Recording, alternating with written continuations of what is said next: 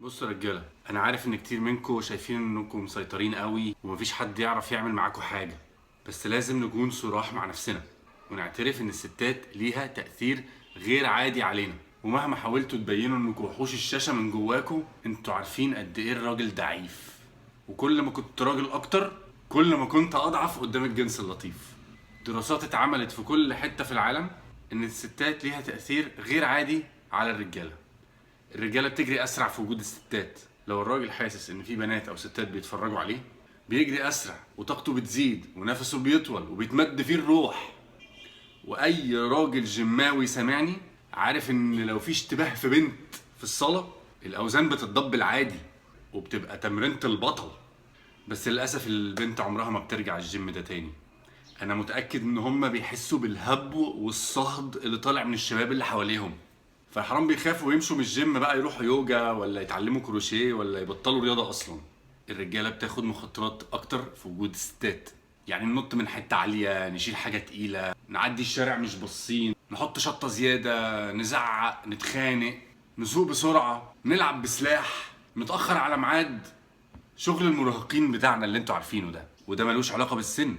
ان اصلا الرجاله لما بتكبر بتخرف. الرجاله بتتبرع بفلوس اكتر في وجود الستات. والدراسات اللي اتعملت على الموضوع ده بالتحديد هي السبب ورا ان كل حته بيتباع فيها حاجه غاليه في واحده حلوه واقفه فيها. لو خدتوا بالكم يعني السلوك ده حيواني بدائي جدا، بيفكرني بديل الطاووس. يحب ينفش نفسه كده ويبين انه متريش. الرجاله بتاكل اكتر في وجود الستات سواء واعي او غير واعي. الراجل مش عايز الست ان تشوف ان اكلته خفيفه. لا خلي بالك انا غول، انا اكلك عادي. وبنفس المبدأ ده الستات بتاكل اقل قدام الرجاله. عارفينهم دول اللي هم الاتنين قاعدين بيطلبوا في مطعم، الراجل بقى لو سمحت عايز كيلو ريش وكيلو كباب وكفته وكيلو جمبري ورز وسلطه وملوخيه وبرجر وبطاطس محمره وحته ليا وكله اكسترا تشيز ودايت كولا من فضلك. وانت هتاكلي ايه يا قمر؟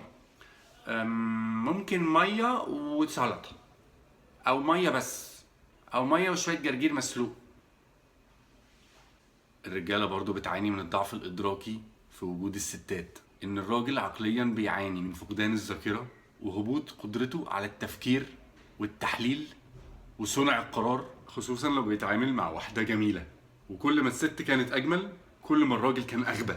طبعا عارفين الدم بيروح فين. وجود الست في حياة الراجل ليها تأثير مباشر على إدارته للموارد المالية. كل ما الراجل حس إن في ستات حواليه مستعدة تبقى معاه، كل ما حوش وكل ما فكر في المستقبل وكل ما خلى باله من بيصرف فلوسه إزاي. وكل ما قال له كل ما صرف وبعزق في محاولات مستميتة إن يلمهم حواليه. إن أثبتوا برضو إن الرجالة بتتكلم أكتر في وجود الستات. في الواقع أثبتوا إن الرجالة عموما بتتكلم أكتر من الستات. انا المعلومه دي ما كنتش اعرفها، بس تخش الدماغ يعني.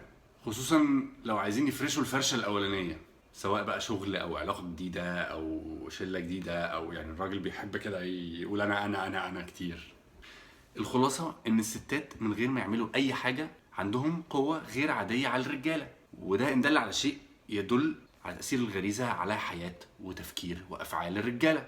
فيا ريت لو نهدى شويه عليهم ونقدرهم اكتر وندي كل واحد حقه.